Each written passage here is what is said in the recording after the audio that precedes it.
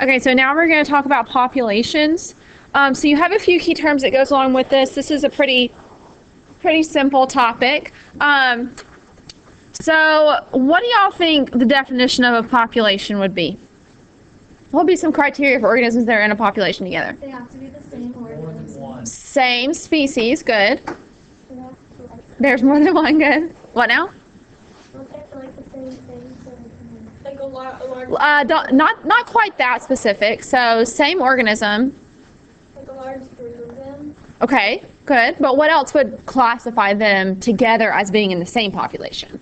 That they live. Same species, same area. What about, like, are you in the same population as, like, your great-great-grandma? No, like the age. Same time period, right? Yeah, okay. So organisms that are in the same species at the same place or area at the same time, okay? Which I say that further down. But these are just a couple of key terms for you guys. So there's population, which is that second key term next to B. And then we've got niche. Okay, so that's just a habitat or the factors that are in the environment around that organism that relate to its behaviors and like the food it eats and the shelter it uses.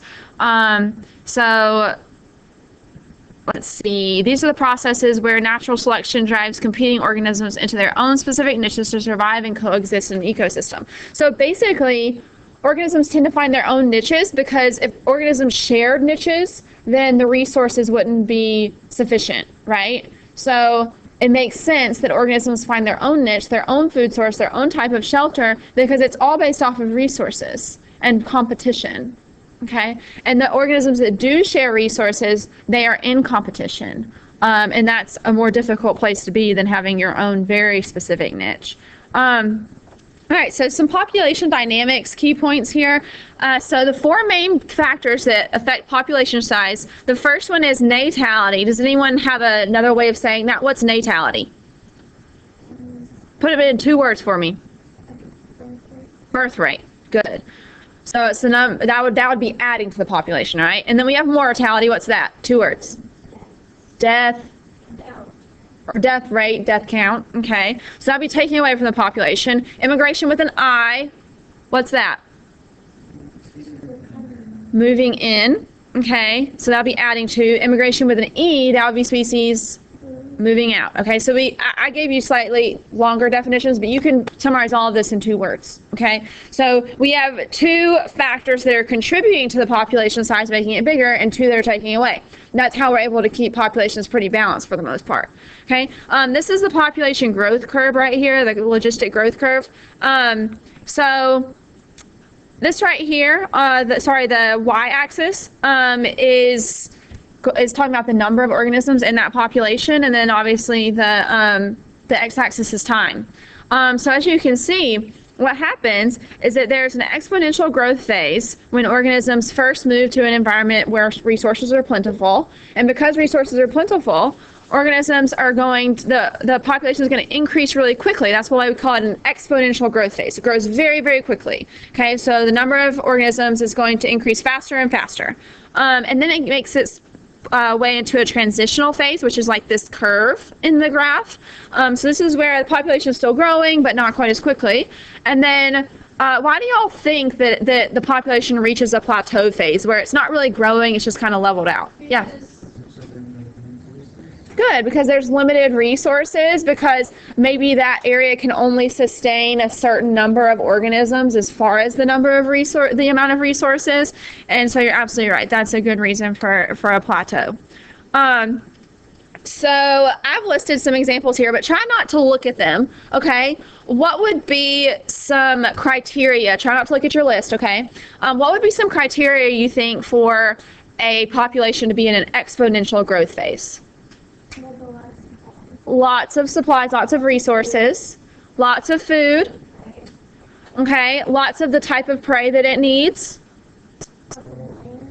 lots of land maybe to gather resources for shelter and things like that. What'd you say, Patrick? Yeah. Good. Very little predation or competition for the same resources. Very good. Also, the abiotic factors are favorable, like it's the right climate for them to thrive and things like that, okay, and find resources for shelter.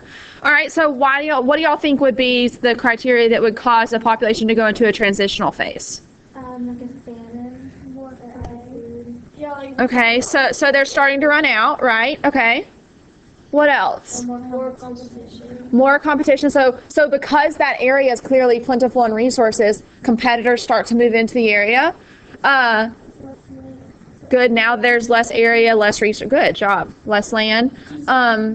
More disease because there's more organisms. Good thought. More organisms means more disease because they're closer to each other. What did you say, Savannah? Water. Good. Less water supply, and more organisms to be supplied. Okay. Also predators, right? Predators may be moving to the area because, like, if a mice population is just growing out of control in a certain area, then obviously predators are going to come in, right, and control that because they're attracted to that area where their prey is. Okay. What about the plateau phase? What do you think would cause a population to go into a plateau phase? Like some of the population moves on. Okay. Maybe some of the population moves on because of the competition in the area. Good.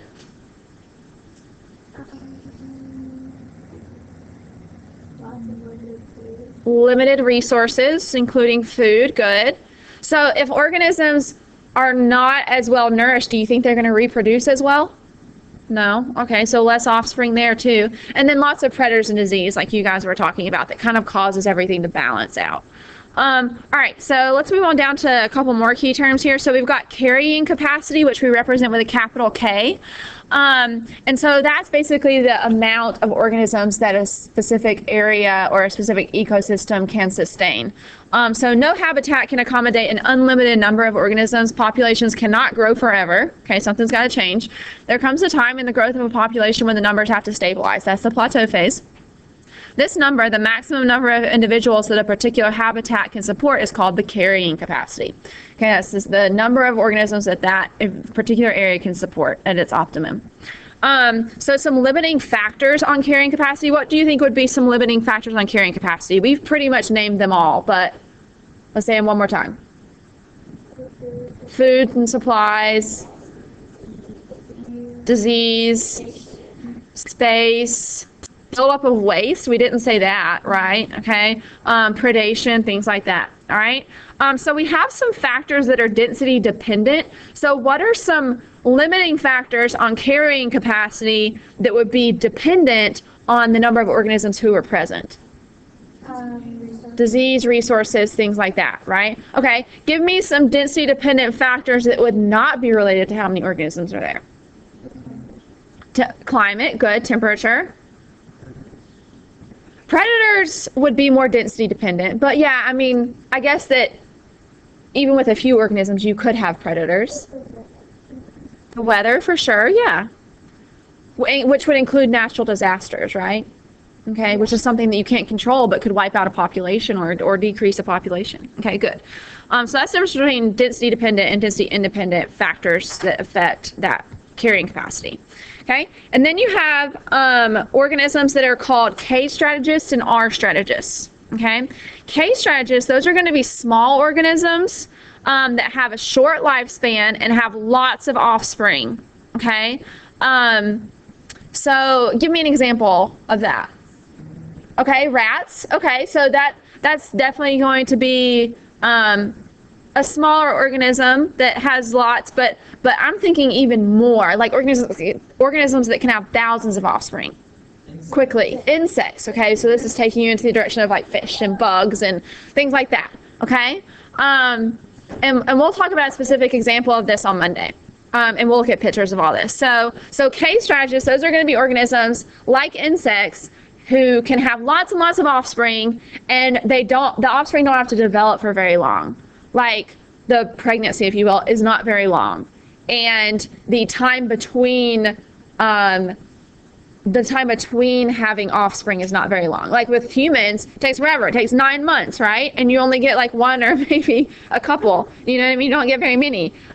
So we are R strategists, but like insects are going to be K strategists, and they're going to be smaller organisms. They have a short lifespan. The mayfly only lives 24 hours, but has thousands of offspring. And then lots of offspring per pregnancy. That's fecundity, okay? And that's the number of organisms that you have per per pregnancy.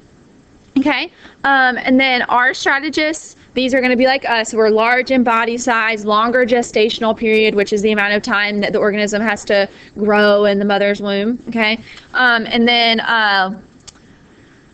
let's see, live a long life, and they have very few offspring at once. So we are our strategists, and like a mayfly is a K strategist.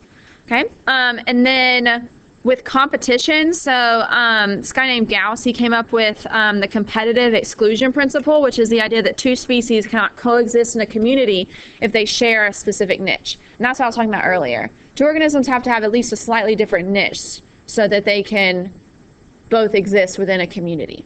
Okay? All right, so we're going to leave it off right there. Let me stop.